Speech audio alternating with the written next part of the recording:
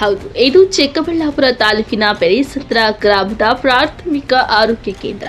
ಆರೋಗ್ಯ ಕೇಂದ್ರದ ನಾಮಫಲಕ ನೋಡಿದ್ರೆ 24x7 ಅಂತ 24 ಗಂಟೆಯೂ ವೈದ್ಯಕೀಯ ಸೇವೆ ಅಂತ ಇದೆ. ಆದರೆ 24 ಗಂಟೆ ಅಲ್ಲ, 12 ಗಂಟೆಯೂ ಸಮರ್ಪಕ ವೈದ್ಯಕೀಯ ಸೇವೆ ಜನರಿಗೆ ಸಿಗ್ತಾ ಇಲ್ಲ. ಅಂದಹಾಗೆ ಈ ಪ್ರಾಥಮಿಕ ಆರೋಗ್ಯ ಕೇಂದ್ರದ ವೈದ್ಯರು ವರ್ಗಾವಣೆಯಾಗಿ 6 ತಿಂಗಳುಗಳೇ ಕಳೆದಿವೆ.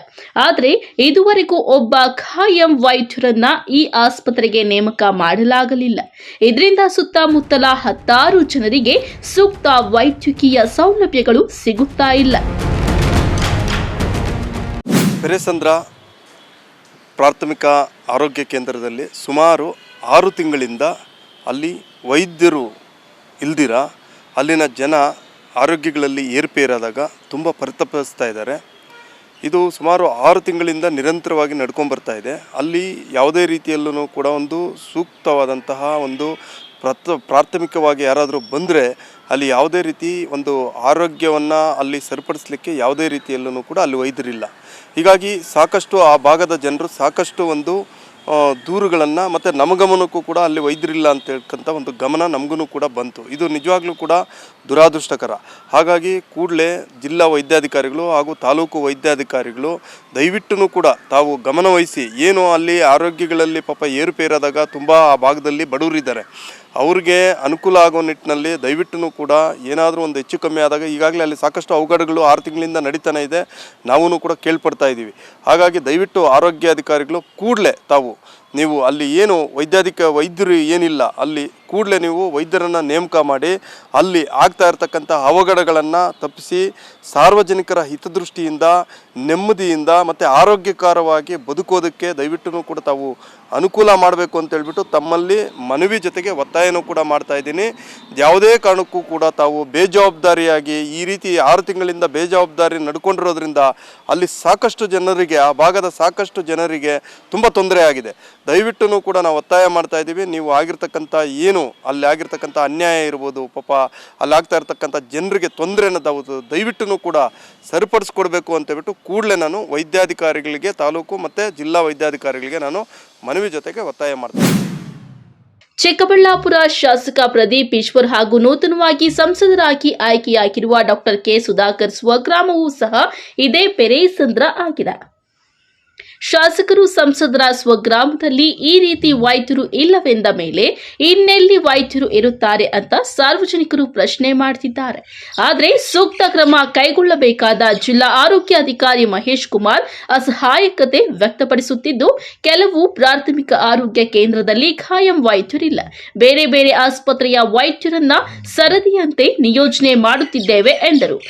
ಚಿಕ್ಕಬಳ್ಳಾಪುರ ಜಿಲ್ಲೆಯಲ್ಲಿ ಒಟ್ಟು 57 ಪ್ರಾಥಮಿಕ ಆರೋಗ್ಯ ಕೇಂದ್ರಗಳಿದೆ. 2 ಸಮುದಾಯ ಆರೋಗ್ಯ ಕೇಂದ್ರ ಮತ್ತು 4 ನಗರ ಆರೋಗ್ಯ ಕೇಂದ್ರ, 3 ನಮ್ಮ ಕ್ಲಿನಿಕ್ ಇದೆ.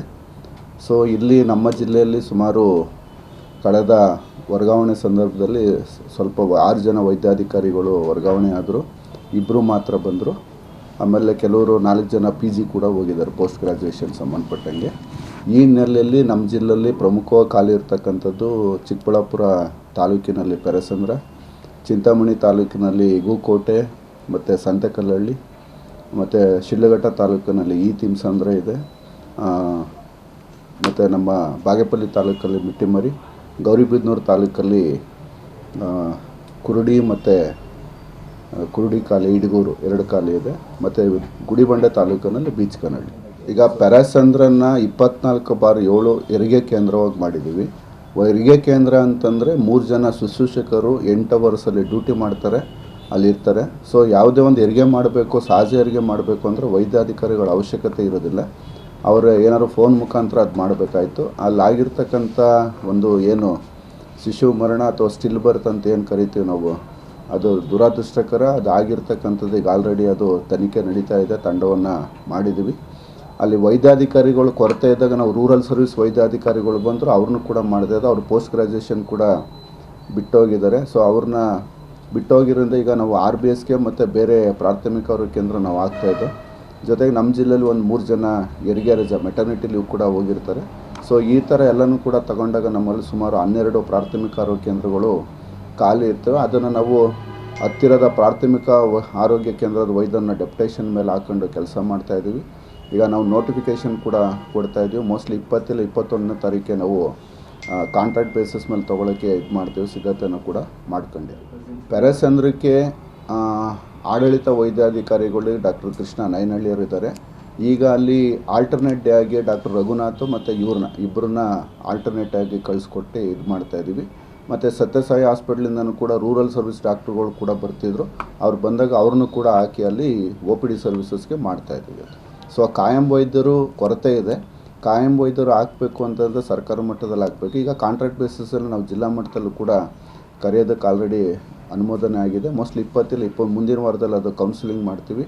ಕೌನ್ಸಿಲಿಂಗ್ ಮಾಡಿ ಅವತ್ತು ಡಾಕ್ಯುಮೆಂಟ್ ವೆರಿಫಿಕೇಷನ್ ಮಾಡಿ ಅವತ್ತೇ ಆರ್ಡ್ರ್ ಕೊಟ್ಬಿಟ್ಟು ತಾತ್ಕಾಲಿಕವಾಗಿ ನಾವು ಕಾಯಂ ವೈದ್ಯಾಧಿಕಾರಿಗಳು ಬರೋವರೆಗೂ ನೇಮಕಾತಿ ಆಗೋವರೆಗೂ ನಾವು ಗುತ್ತಿಗೆ ಆಧಾರದ ಮೇಲೆ ವೈದ್ಯಾಧಿಕಾರಿ ನೇಮಕ ಮಾಡ್ಕೊಂಡು ಸಾರ್ವಜನಿಕರ ತೊಂದರೆ ಆಗದ ರೀತಿಯಲ್ಲಿ ನಾವು ಕಾರ್ಯವ್ಯವಸ್ಥೆ ಮಾಡೋದಕ್ಕೆ ಸಿದ್ಧತೆ. ಒಟ್ಟಾರೆ ಶಾಸಕ ಪ್ರದೀಪ್ ಈಶ್ವರ್ ಹಾಗೂ ಸಂಸದ ಡಾಕ್ಟರ್ ಕೆ ಸುಧಾಕರ್ ಸ್ವಗ್ರಾಮದಲ್ಲಿ ಸರ್ಕಾರಿ ವೈದ್ಯರಿಲ್ಲ. ಇರೋ ದಾದಿಯರು ದಿಕ್ಕು ತೋಚದೆ ಬಂದ ರೋಗಿಗಳನ್ನ ಬೇರೆ ಕಡೆಗೆ ಕಳುಹಿಸುತ್ತಿದ್ದಾರೆ.